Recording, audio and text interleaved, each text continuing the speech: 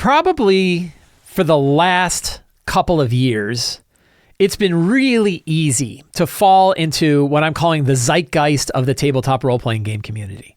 What you're going to hear now is almost me talking to myself. It's a little bit of self-therapy going on right now, because this is something I do all the time. If you're familiar with my show, if you're familiar with what I talk about, I'm talking about the RPG zeitgeist constantly. I'm adding to the RPG zeitgeist. I'm trying to steer it. I try hard to always reinforce the idea that what really matters in this hobby is the game that you and your friends play when you're sitting around your table. And that's really the core, the core of this whole topic is to not get caught up in the zeitgeist of tabletop role-playing games, and remember that the important thing is you getting together with your friends around a table, whether it's virtual or whether it's physical, whether they're new people you haven't met before or people that you've been playing with for 20 years. What matters is getting together with people and enjoying a fun role-playing game. And it's so easy to get caught up in the business of TTRPGs, the larger hobby of TTRPGs, the media, the marketing, the products themselves, the design. It's so easy to get caught up in all of that and kind of forget a little bit or have a little less emphasis on how important the game itself is around the table. And I wanted to talk about that a little bit today and where some of the traps are and just kind of reinforce that importance of that focus. Because the only thing that really matters is that time that we're spending with our friends at the table. That's really what matters. And the systems that we play and the mechanics of those systems probably matter a lot less than we think. There are some games where the mechanics matter a lot and the feeling of the game changes quite a bit from one game to another. And we definitely have different ways that people play. And really, every table is sort of playing the game in a different way. But if you think about like all the stuff I just talked about with the Monster Manual 2025, and if you've heard me talk about other game design things, we get into the weeds a lot. And the reality is it's fine. It's been fine. It's played for 50 years. And if you think back to those original versions of D&D that were hardly playable, you could read them and nobody understood them. Nobody understood how weapon speed worked. Nobody understood how initiative worked. There were whole components of the game that were missing. And yet it was still a really popular game and people really liked playing with it. That, it's easy to get caught up in all of that mechanic stuff and just forget that like what really matters is getting together with our friends around a table and playing the game. It's also like both the benefit and the hazard of our interconnected world now. And it's been interconnected as long as D&D has been around. Like we've had Usenet and we've had forums and we've had newsletters and magazines and stuff like that where we've been connecting with other fans of the game since the game has been around 50 years ago. But certainly now with forums and social media and videos and podcasts and all of these kinds of things, it's been easier and easier for us to connect to other hobbyists of the game, to creators of the game, and to everybody else, and have all of these conversations.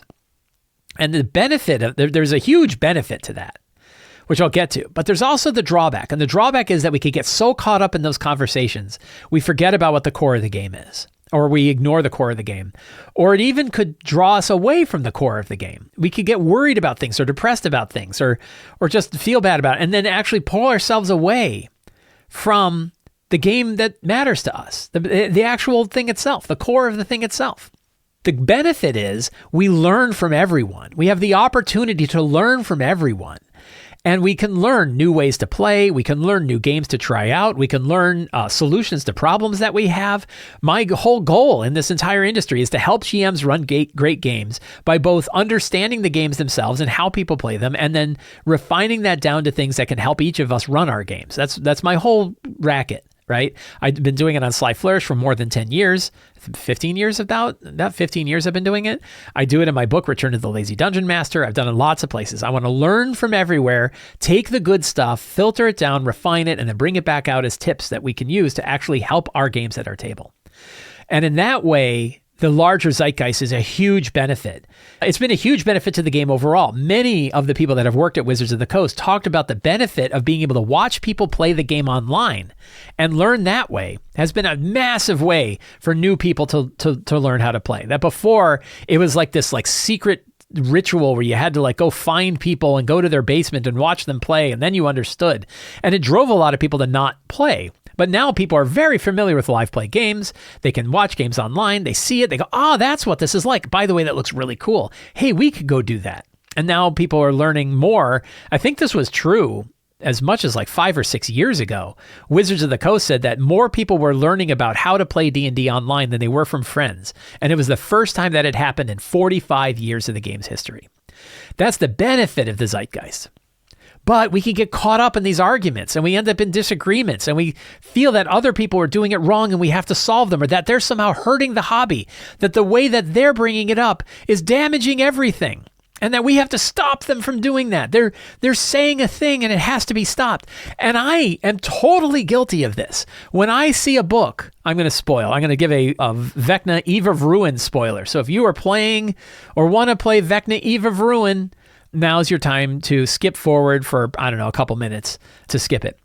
When I read Vecna Eve of Ruin and realized that the whole campaign focused around the betrayal of an NPC to the characters, I felt like it was my mission to help people avoid that, because it's such a bad trap. And I still believe this very thoroughly. Don't betray the characters' trust. Like your players will never trust you again. And it's not even a character betrayal. It's a player betrayal. And that one's egregious because it's a huge campaign. And you suddenly find out the whole reason you've been going on this giant campaign was all a ruse, because there was no practical way for you to figure out that a bad guy was a bad guy. And I was like, I've got to help people with this. And I wrote posts on EN World about it. And I talked about it on the show.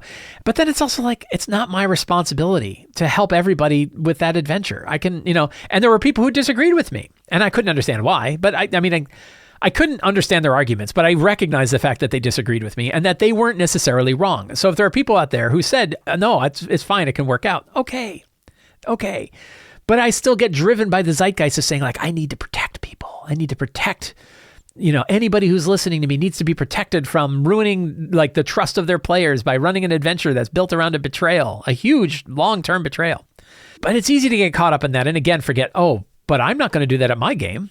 I just won't do that. And I will write an article about it and I'll do a video about it and I'll do what I can to kind of make my case. And then the people that agree with my case can say, okay, good to know. Or other people go, yeah, right on. And off we go. So I think that that's something I definitely need to remember. Right now is a really good time to remember because the new D&D 2024 books are out. Everybody's kind of talking about them. There's a lot of interest and a lot of different aspects to it that people want to discuss, and everybody's kind of diving into it. And we all wonder what's going to happen. Is the hobby dying? Is the hobby going to surge? Is it going to die? Is it going to be about the same? I think you safely bet that it could be about the same. I don't know if it's going to keep growing like it's been growing, because you can't grow like that forever. That's sort of exponential growth, but probably even out. So, but how much does that matter to you and your friends? If you've got a solid group and you're enjoying your time, what else do you need, right? But there is one very limited resource that exists for tabletop role-playing games.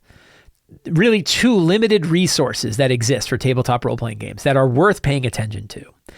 And it's players, finding players to play in our games, and the time that we all have to make available for this game when we're playing it. And they're really kind of the same thing. That one of the reasons why we don't have as many players, or that it can be hard to find players for the games we want to play, is because it's a bigger time commitment that people are used to. And the same reason that for us, we have to carve out chunks of our lives in order to do this. I'm extremely lucky to have 3 different regular groups that are willing to carve 3 hours a week or 3 hours every other week, or more, because they're traveling, and in some cases they drive to my place and then they drive home again. So we could even say about 4 hours. That's a big chunk of time. And I think about that because I want to make sure my game is fun enough for them, that we all have a really good time and that it's worth it for their time to get together. And the good news is that for some of those groups, we've been doing it for almost 20 years. And it's been fun enough that they continue to come for almost 20 years to come play games. So we should not forget that fact too, that the time that we spend with our friends and the time our friends spend with us to play this game is extremely precious and extremely valuable. And that's the one area where the zeitgeist of the game and what matters at our table really connect. And that's making sure that the zeitgeist, we want the zeitgeist to be big enough that people are continually finding out about the game, interested in the game, and willing to join our group when other people have other life circumstances that bring them out. I'm really lucky that I've almost never really had trouble in the last 20 years of finding new people to play a game with. Right? Every so often it's like, well, not quite the right mix, or I have to kind of, figure out which bush to shake in order to find players that I think will gel well at the game. But generally speaking, I've not had trouble finding players to play games. And that includes playing a lot of different kinds of RPGs. many different versions of 5e. I think I've played now all 4 versions of 5e, and Shadow Dark, and Blades in the Dark, and Cyber Numenera, and lots of other games that we've been playing. And I have other new games I want to play too, like 13th Age and Shadow of the Weird Wizard are 2 games I really want to play in the next year. I don't think I'm going to have trouble finding players for that. And one of the reasons I'm not having trouble is because the hobby is big enough that people know about the game. People are interested in the game, and people are willing to carve out the 3 to 4 hours a week, or sometimes a little bit more, sometimes a little bit less, in order to find people. But finding people to play our games is really hard. It's the hardest part of this hobby. It has been the hardest part of this hobby ever since this hobby has existed. I think it's better now than it used to be, but it's always tricky, and it's always something to remember. So my main point in all of this is to remember not to get too caught up into the zeitgeist of the game. Don't worry so much about the mechanics of the game or the changes that have been occurring, especially if you're looking at 5th edition D&D, the changes that are occurring to the game.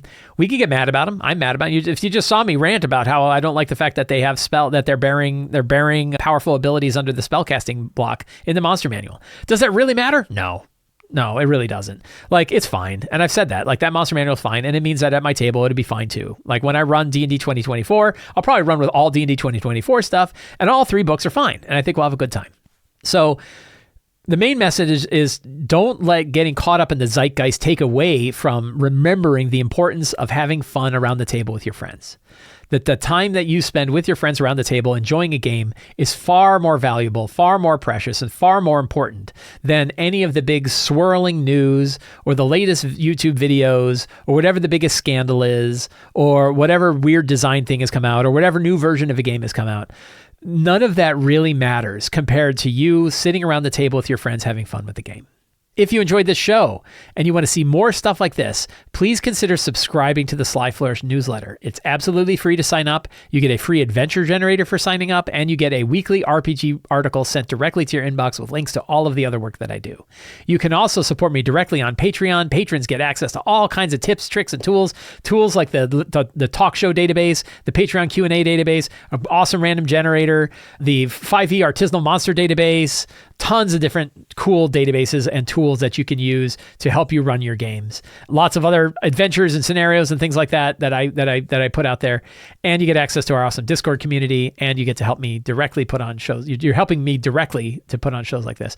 And of course, you can pick up any of my books, including The Lazy DM's Companion, which I was just showing, Return of the Lazy Dungeon Master, the Workbook, City of Arches, Forge of Foes, and more on the Sly Flourish bookstore. There are links to that all in the show notes. Thank you so much. Have a great day, and get out there and play an RPG.